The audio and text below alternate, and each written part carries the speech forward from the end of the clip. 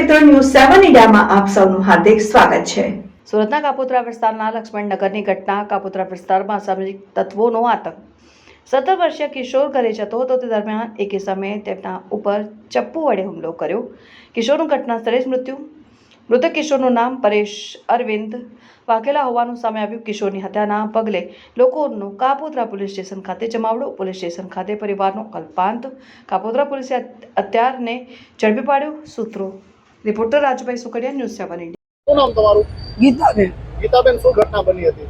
બની આ બે ભાઈ કારખાની બેન ભાઈ આવતા હતા, છોકરી આગળ વહી ગઈ ની થોડોક વાય રહી ગયો અને આમથી ઓલી મોટી શેરીમાં કોકને સરી મારીને આવ્યો અને આ છોકરો વસમાં આવ્યો ને એને પસાડીને મારવા માંડ્યા।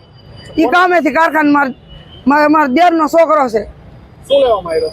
એટલે ઈ આમથી બીજાથી ધમાલ કરીને આવ્યો ને દાઈમાં એને મારવા માંડ્યો। સાહેબ ઈ તો હાલ્યો તો કામે બેન ભાઈ હાલ્યા હતા કારખાના 8 વાગ્યા એને મારવા માંડ્યો અને અહીંયા 24 કલાક ઈ શેરીમાં બેહી રહી। બેનું દીકરીઓ નીરાય ના હોય, કોઈને ક્યાંય જવાય નહીં ને અહીંયા બેહી રહી અને કાઈ મારવાનું કઈ કારણ ખરું? શું લેવામાં? અરે છોકરો કોઈ બોલે સાહેબ તમે એને બોલાય હોય ને તો તમને રોવા મળે એવો છોકરો છે।